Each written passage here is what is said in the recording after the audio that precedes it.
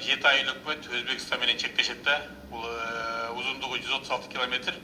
Ошол 7 айыл өкмөттө чек арада жайгашкан айыл деген статусу бар. Айылдар бар алган. Ошондой эле чек арада жайгашып туруп, ошол эле айылдардай болуп туруп, бирок статус албай калган айылдар бар да. Мен ошол айылдарга токтоло кетсем, Кашка суу айыл өкмөтүндө Чарбак деген айыл бар. Кербейин шаарында Устукан деген айыл, Коштөбө айыл өкмөтүндө Атана, Сары Жайык, Чие деген айылдар. Ал эми Абилетим айыл өкмөтүндө Дээрес деген айыл бар да. Мен өзгөчө токтоло кетейин дегеним, ушул өкмөткө кеткен документтери, кагаздары даярдалып, бирок өкмөттөн эмне болуп аткан жөнүндө кабар жок дешет. Токтом чыгат дешкен экен, чыккан жок да.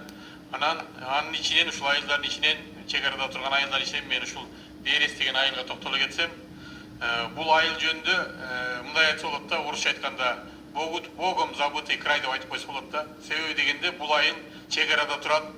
Bir 30 kilometre yerde, ошол айылдын өзү bir 30 kilometre yeri чек арада турат. Бирок бир дагы 5 kilometre yeri такталган дейт, калганы такталбаган деп айтышып атат.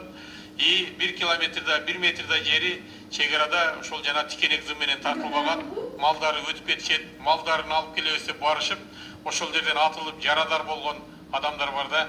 Ушул айылга көз карашыңыздарды салып койсоңуздар деп суранат элем. Бул айыл райондун борборунан 75 километр, ал эми айыл өкмөттөн 95 километр алыстыкта жайгашкан.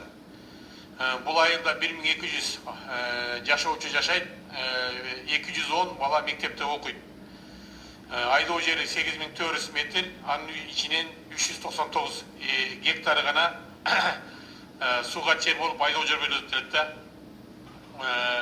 Дыйканчылык менен, малчылык менен иш кылышат. Өздөрү бул жерден сууду 6 ай бою каналдан ичет. Бул канал Өзбекстандын каналы 3 бийик жерде жайгашкандыктан 3 насос бири-бирине тартып ошол суудан ичет. Насос иштебей калганда, сууга темез убагында булар водовоз менен сууду ташып келип ичет. 15-20 километр жерден ал деле ошол Өзбекстандын каналы. Ошол каналдан келген суу ичип бүткөнгө чейин курттап кеткен күндөр бар да. Ошол 1200 киши бүгүнкү күндө курттаган суу ичип жатат да. Акыбалдары оор, мектеби Советтер Союзунда курулган ошол айылдын контор болгон, мектеби жок. И ошондой эле таза суу маселеси боюнча суу чарба таза суу департамент директору Токтош Аскарбек өзү барып келдик. Кылса болот, бирок кыйын деп айтып атат да. Грейдер жок, Минтранс кошул жок.